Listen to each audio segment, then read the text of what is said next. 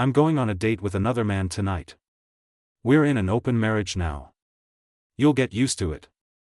That's what Madison said as she stood at our front door, heels on, perfume lingering in the hallway, eyes cold and victorious, like she'd already won something I didn't know we were competing for. My wife. 11 years together, and this is how she tells me? No warning. No conversation. No shame. Just a smirk and the announcement that tonight, she'll be with someone else. Like it's a damn business meeting. Like I'm supposed to nod and say, "Have fun, honey." But I didn't. I stood there silent, gripping the edge of the kitchen counter, fingers white from the pressure. My chest tightened, not with sadness, but disbelief. I thought she was joking at first, testing me, maybe even trying to get a rise. But her eyes told me she wasn't bluffing. "You're kidding, right?" I finally asked, my voice low, more confused than angry. Madison rolled her eyes. "No, Tyler. I'm not. This marriage is stale. You're boring. And I'm not gonna waste the best years of my life stuck in a dead bedroom with someone who doesn't even try anymore." The words hit like a punch. But what really wrecked me was how easily she said them, like she'd rehearsed this 100 times in her head. Maybe she had. Maybe that's why she'd been staying late at work. Why she stopped touching me. Why her phone suddenly had a lock screen code. She picked up her purse. "Don't wait up," she added, with that same smug grin she'd used when she lied to my face so many times before. "I'll be back in the morning." And just like that, the door clicked shut behind her. You ever feel like the floor just vanished under your feet? Like your stomach drops and your hands go cold, and you suddenly forget how to breathe? That was me in that moment.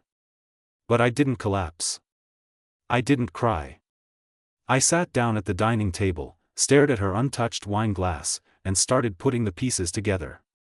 This wasn't random. This wasn't sudden. Madison had planned this. She'd been laying the groundwork for months. Gaslighting me. Turning cold. Picking fights over nothing. Testing my patience. Rewriting our history until I was too exhausted to even argue back. Now I see it for what it was, calculated. But here's the part that no one expects: I didn't break. I didn't beg her to stay or ask who he was. I didn't fall apart. Instead, I made a call. Jake, my oldest friend, and conveniently, a damn good lawyer. "She just told me she's seeing someone tonight," I said into the phone. "Said we're in an open marriage now." There was silence for a second. Then Jake replied, "You want to hit back legally or emotionally first?" "Both," I said. "Start the paperwork. Tonight." The plan clicked into place like a trigger. See, Madison thought I'd crumble. She expected me to either chase her or shut down. But she forgot something vital: I'm not the man I was when she married me. I've seen what betrayal does to people. And I wasn't about to become another casualty. So I waited. Waited for the sound of her heels the next morning. Waited for her hungover smile. Waited for the moment she walked back in thinking she still owned this house, this life, this man. And when she did, I was ready. At 6:27 a.m., the door creaked open. I didn't move from the kitchen table. I had been sitting there all night, no sleep, no TV, just silence, strategy, and the thick burn of betrayal simmering in my chest. The divorce papers were printed. Jake had emailed them over at 3 a.m. I had them ready, tucked inside a manila envelope next to a hot mug of untouched black coffee. Then came the sound of heels on hardwood. Slow, almost casual. Madison didn't tiptoe in shame, she strutted like she'd just conquered the world. Her makeup was faded, hair tousled, heels in her hand now, and she was wearing a different shirt than the one she left in. Someone else's shirt. Someone else's cologne. She didn't notice me right away. She walked past the hallway mirror, checked her reflection, and fixed her lipstick with a smile. Only when she turned toward the kitchen did she freeze. "Jesus, Tyler," she said, visibly startled. "You scared me." I thought I'd wait up, I said calmly, tapping the envelope on the table. She glanced at it, then back at me, eyes narrowing. Madison wasn't stupid. Manipulative, yes. Arrogant? Absolutely. But not stupid. What's that? You tell me, I said, pushing the envelope toward her. She walked over slowly, eyes flicking to the title printed in bold, Petition for Dissolution of Marriage. Her smirk slipped. This is a joke, she said. But her voice lacked confidence now. Nope. You're overreacting. I told you, this is just a phase. We'll get through it. Phase? I repeated. Is that what last night was? A phase? You told me we're in an open marriage. Without asking. Without talking. You made a decision for both of us and then went and played house with someone else. That's not a phase, Madison. That's war. She put the envelope down and crossed her arms. You're being ridiculous. One night doesn't erase everything we've built. And you're really going to throw this away just because I wanted to try something new? I almost laughed. Something new. That's what she called hopping into bed with another man. Like it was a hobby. She went on, trying to regain control. You think you're the only one who's hurt, Tyler? I've been miserable for years. You barely touch me anymore. You act like a roommate, not a husband. I wanted more. I deserved more. There it was. The classic deflection. You deserved more, I repeated slowly. And instead of talking to me, you decided to go behind my back and drag someone else into our marriage. And then you stood there last night and rubbed it in my face. That's not how grown-ups handle problems. That's how cowards run away. Madison stepped back like I'd slapped her. For the first time in years, I saw it. She didn't expect consequences. She expected me to crawl. To ask her to stay. To beg. She thought I'd be weak. But something had shifted. You want out? I said. You've got it. But you're not taking me for a ride. I've got documentation. Messages. Call logs. Our joint accounts are locked. I've already called the bank. You're not going to run off into your little fantasy world and leave me footing the bill. Her eyes widened. You went through my phone. I smiled. You went through our marriage. That shut her up. She stood there, arms limp now, unsure of what to say. The power she thought she had, gone. The smugness? Dead. I stood and walked to the door. You have until the end of the week to move your stuff. After that, I'm changing the locks. You can't do this. I am doing this. She blinked, confused. But, you love me. I paused. I did. But that man died the second you smirked and said you were going out with another man. The Tyler you cheated on wouldn't have had the guts to stand up for himself. But the man standing in front of you right now? He's done being played. Madison didn't move. She stood frozen in the doorway like a statue, eyes darting between me and the divorce papers. For the first time in years, I saw panic on her face, not fake tears, not manipulative sadness, but real fear. The fear of losing control. But I didn't wait for a response. I walked past her, grabbed my keys, and left. I needed air, not just outside air, but the kind of air that doesn't taste like betrayal and perfume that doesn't belong to me. I drove for hours. Didn't even care where. Just kept going. Ended up at the beach, watching waves crash against the rocks while my thoughts churned harder than the ocean. 11 years. All the vacations, the anniversaries, the inside jokes, all turned to ash. Because she was bored. Because she deserved more. Bull. When I got back home, she was gone. Her car, her things, her stupid cactus she'd named Lenny, all still there. But she was gone. Probably sulking at her sister's place, telling everyone her husband overreacted just because she explored her freedom. I sat down at my desk and opened her laptop. I knew the password, still her childhood dog's name, Buster. And then the truth started unraveling like a crime scene. Emails. Hundreds of them. Not just one guy, three. 3 different men. Each with their own folder, each with flirty messages, attached photos, and plans. She labeled the folders with nicknames. Jim Rat, Finance Daddy, and, God help me, Deep Talks Dan. She hadn't just cheated. She'd been running a full-blown circus behind my back. I clicked through messages that made my stomach turn. Messages where she laughed about me. Called me a clueless golden retriever. Said I wouldn't notice if she replaced me with a lamp. One of them even offered to help her take me to the cleaners in the divorce. I couldn't breathe. My hands were shaking. My ears were hot. I wasn't reading anymore, I was scanning, absorbing. Each line like a dagger. Then I found the worst one. It was a message from 2 weeks ago, where she told Finance Daddy that she only married me because I was safe, because I'd never leave, because she could walk all over me and I'd still stay. Don't worry, she wrote. He's too weak to ever fight back. That was it. That was the moment. Not the smirk. Not the lie. Not the open marriage garbage. That message. That's when I knew, this wasn't just betrayal. This was humiliation. She didn't just cheat. She mocked me. Counted on me being too broken to fight back. That night, I made a second call. To a friend of mine, Marcus, private investigator. Hey, I said. You remember Madison? He laughed. Oh yeah. Blonde. Sharp tongue. Expensive taste.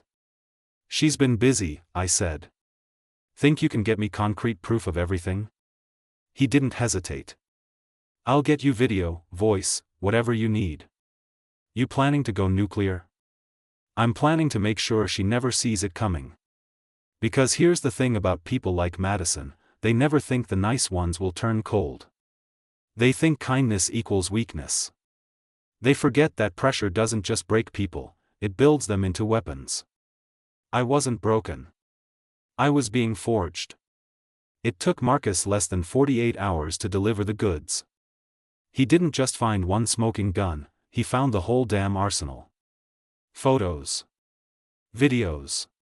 Phone records. A voice memo from one of her boyfriends bragging to his friend about how he was wrecking some married chick's world. That was the phrase. Wrecking. As if I was just a prop in their sleazy little play. Marcus handed me a flash drive and said, Tyler, whatever you're planning, make it hurt. Because she's been playing dirty from day one. I nodded. Oh, don't worry.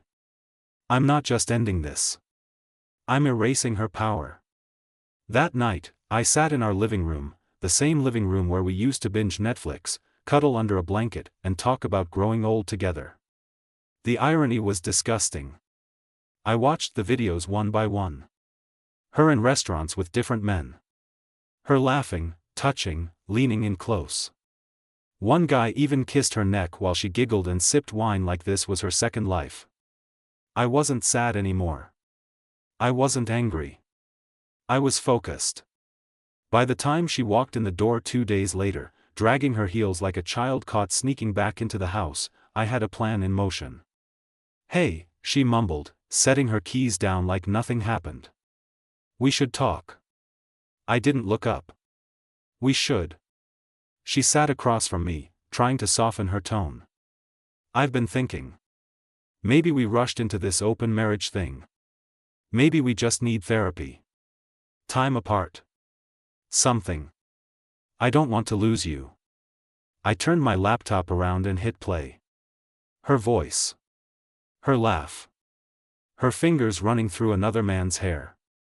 The look on her face when she saw the footage. Priceless. Her skin turned ghost white. You hired someone to spy on me, she croaked. I leaned forward. No, Madison. I hired someone to protect me from you. She stood, voice rising. This is insane. You're violating my privacy.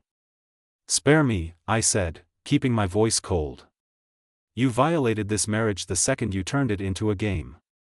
You thought I'd just sit here while you brought other men into our life like I was a side character in your little fantasy. You're being dramatic. No. I'm being done. I pulled out the documents, revised now, complete with attachments. Concrete evidence. Proof of infidelity, financial manipulation, and intent to commit fraud with one of her lovers. Jake had already told me what this meant in court: leverage. Everything was shifting in my favor. She reached for the papers, but I pulled them back. Not so fast. You don't just get to sign these and walk away clean. You're going to agree to every condition, including no alimony, no claim on the house, and a financial audit of every joint account. Her jaw dropped. That's blackmail. No, Madison. That's what happens when the clueless golden retriever finally bites back. She sat down, finally silent. Not out of guilt, but out of defeat. That smirk she wore like armor? Gone. In its place was a woman who realized she bet against the wrong version of me. Why are you doing this? She whispered. You already answered that for me, I said, sliding her laptop across the table. You wrote it yourself, he's too weak to ever fight back. She read the screen and shut her eyes. I didn't wait for her tears. I didn't want her apologies. I wanted her gone. You've got 48 hours, I said. Pack what's yours. Jake will reach out with final terms. If you fight it, I'll take everything. Because now I've got evidence. And you've got nothing. I stood, walked upstairs, and left her sitting in the ruins of the empire she thought she ruled. Because when someone burns your world to the ground, you don't rebuild for them. You build for war. The next morning, she was still there. Sitting on the couch, curled up in a blanket like she was the victim. Like she hadn't detonated a bomb in our marriage and danced in the ashes. She didn't say a word as I walked past her toward the kitchen, my phone already in hand, already texting Jake. She's still here. Let's speed this up. I made coffee. 1 cup. For me. Not the 2 I used to make out of habit. She finally spoke. Tyler, can we just talk without the threats? I didn't even look at her. Everything you said was a threat. You just dressed it up as freedom. You started this war, Madison. Now you don't get to negotiate the rules. She sighed. I was hurting too, you know. I turned slowly and stared her dead in the eye. No. You were bored. So you made a choice. A selfish, cruel, coward's choice. And now you're facing the consequences. The silence was thick. I could see the fight in her dying. Not because she felt bad, but because she realized she couldn't win. Madison had always been 2 things, charming and calculating. The kind of woman who could smile while stabbing you in the back, then convince you to apologize for bleeding. But now? She was cornered. And she knew it. I sat down across from her and laid it all out, slow and clear. You have 2 options. 1, sign everything, walk away quietly, no alimony, no fights. Or 2, I take all this, I tapped the flash drive on the table, and let the court see every text, every video, every lie. You'll lose the house. You'll owe me. And everyone, your family, your friends, your co-workers, they'll know who you really are. She flinched. Just slightly. But I saw it. Option 1 or 2, Madison. She didn't answer. But I could see her calculating again, her mind racing through outcomes, trying to find a way out. You don't love me anymore, do you? She asked quietly, like maybe that would still matter. No, I said. I love who I thought you were. That woman died the moment you told me you were going out on a date with another man while still wearing my ring. She looked like she might cry, but no tears came. Fake emotion wasn't going to work on me anymore. And then came the twist I didn't expect. She said, "I'm pregnant." I stared at her. Cold. Silent. Heart pounding, but not for the reason she hoped. "Whose?" I asked. She looked away. "You don't even know, do you?" Her silence said everything. This wasn't a bombshell, it was a Hail Mary. A last-minute attempt to guilt me, trap me, force me into staying. And it might have worked, once. The old me would have been torn up, confused, maybe even willing to figure things out. But that version of me? He's long gone. I stood and walked to the hallway. "We'll add a paternity test to the paperwork. If it's mine, I'll take care of the kid. But not you. You're on your own." She didn't move. Didn't speak. She just sat there, a queen without a kingdom, her games crumbling one by one. The doorbell rang, Jake's courier with more paperwork. Madison jumped. I didn't. Because when you've seen the worst version of someone, nothing surprises you anymore. I signed, handed it back, and turned to her one last time. "You want honesty, Madison? Here it is. You didn't just break my heart. You made me wish I'd never met you. And that? That's your legacy." She had no comeback. Only silence. She didn't leave in 48 hours. She lingered. Pretended to pack a few boxes. Wandered around like she was hoping I'd change my mind. Like this was some rough patch we could fix with wine and an apology. But the thing about scorched earth? You can't plant seeds on it. On the third morning, I walked into the living room and found her scrolling through her phone on my couch, still in her pajamas. She looked up, like nothing was wrong. "Morning," she said, like we hadn't declared emotional war days ago. That was it. I walked to the kitchen, grabbed a trash bag, and started dumping her crap into it.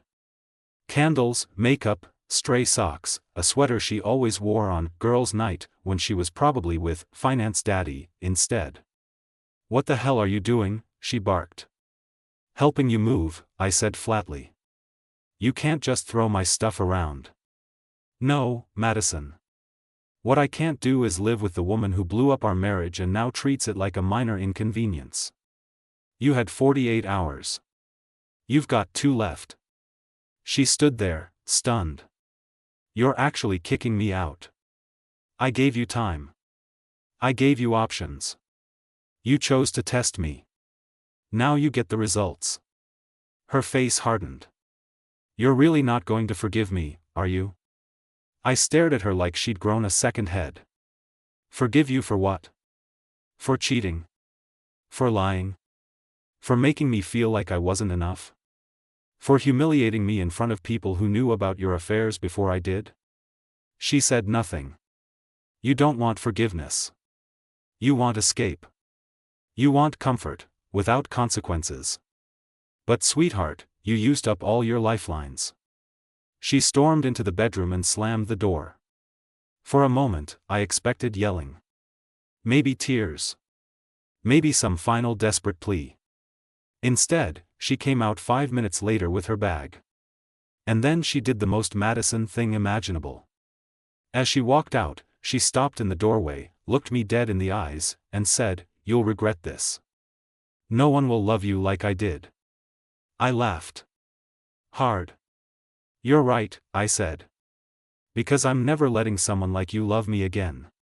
She slammed the door behind her. The silence that followed was different. Not the empty, cold kind. The clean kind. The kind of silence that tells you the war is over, even if the damage still smolders. I spent that night alone, but not lonely. There's a difference. I wasn't scrolling through old texts, or replaying arguments, or wondering if I could have done something different. No. I was planning. Rebuilding. Reinventing. She thought she broke me. What she really did was reveal me. I pulled out a notebook and started writing everything I learned, not just about her, but about myself. All the red flags I ignored. All the times I settled for less. All the ways I let her rewrite the narrative of our relationship to make me feel small. And I wrote this at the top of the page. Betrayal isn't the end. It's the start of becoming the person who never lets it happen again. It was time to let the past die, loud, public, and final.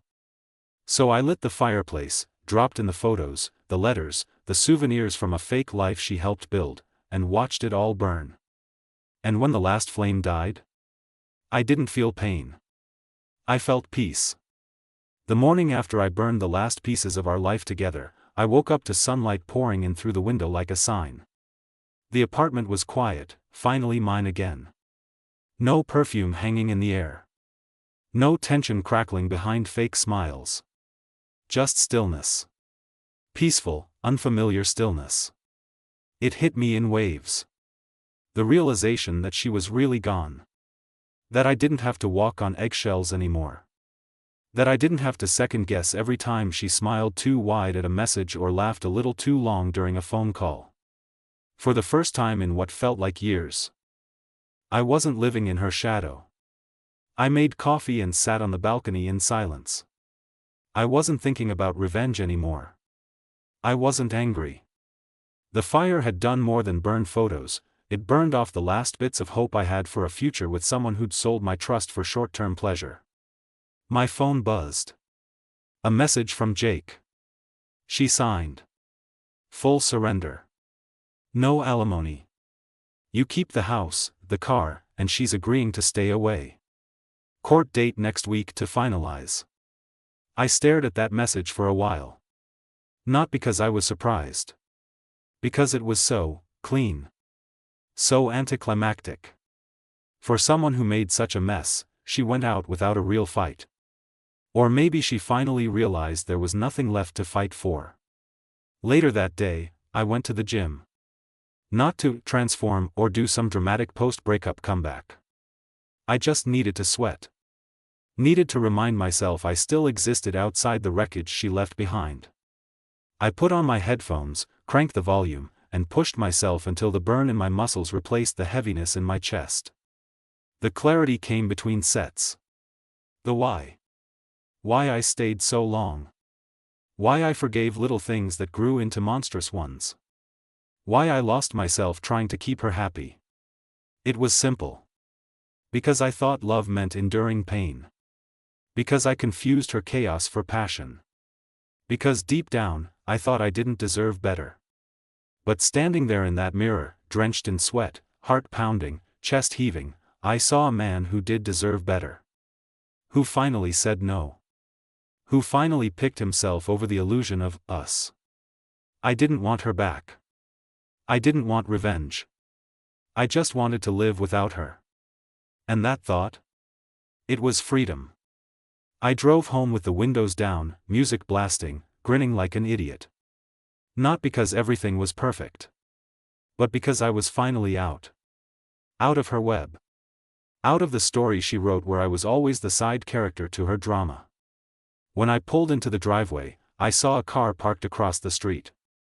Her car. She was inside. I didn't flinch. I walked inside, locked the door, and poured myself a drink. She didn't come up. Didn't knock. Just sat there. Watching. Waiting. Probably expecting me to break. To come out. To say something. But I'd said enough. And her silence now? That was her admission.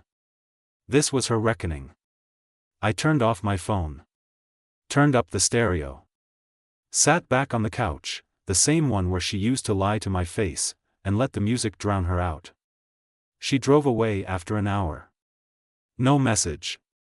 No goodbye. Just taillights fading into the distance. And I smiled. Not because she was gone. But because I wasn't chasing anymore. The divorce was finalized a week later. No courtroom drama. No screaming match. Just a judge, 2 lawyers, and a stack of signed documents that officially ended a marriage that died long before the ink dried. Madison didn't even look at me once during the hearing. She sat there, arms crossed, face neutral, still clinging to the last pieces of her ego. But I didn't need her to look at me. I wasn't there for closure. I was there to close the door, lock it, and never look back. As we walked out of the courthouse, she caught up with me on the steps. She stood there in a tight dress and heels, dressed like she was still playing a role, still pretending this was just another chapter instead of the final page. "I never thought you'd actually go through with it," she said. I turned slowly. "That's the problem, Madison. You never thought I'd do anything." Her smile faltered. "Do you even care?" she asked, voice trembling just enough to make me question if the tears were real this time. I took a breath. "I cared more than you'll ever understand. I cared so much I let myself become a version of me that I didn't even recognize. All to make you happy. And you took that, chewed it up, and spat it back in my face." She looked away, blinking fast. "I hope he was worth it," I added. Her voice cracked. "None of them were." That stopped me cold. Not because it changed anything, but because it confirmed everything. She was chasing ghosts. Attention. Thrills. Drama. And in the process, she destroyed the one person who actually stood by her when the curtain dropped. "I wasn't perfect," I said. "But I was loyal. I was real. And that's something you'll never have again, not from me, not from anyone who actually respects themselves." She didn't answer. Didn't try to stop me. She just stood there as I walked away, calm, clear, finished. It felt like walking out of prison. No more second-guessing. No more walking on eggshells.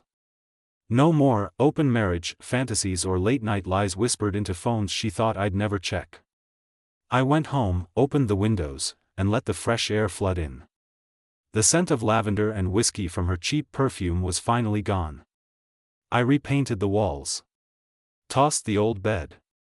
Got rid of the wine glasses she loved but never used with me. I erased her, piece by piece, not out of hate, but out of healing. The messages started coming in weeks later. From old friends.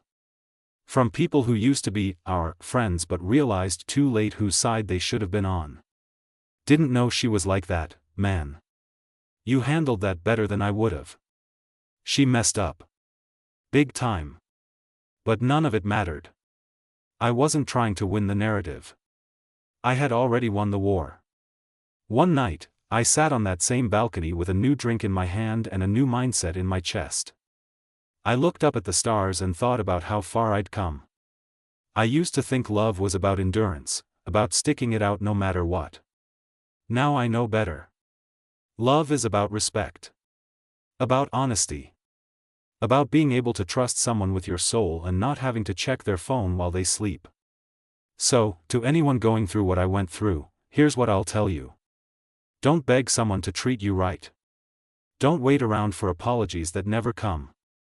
And don't ever let someone convince you that loyalty makes you weak. Because sometimes walking away isn't quitting. It's the first real decision you've made in years.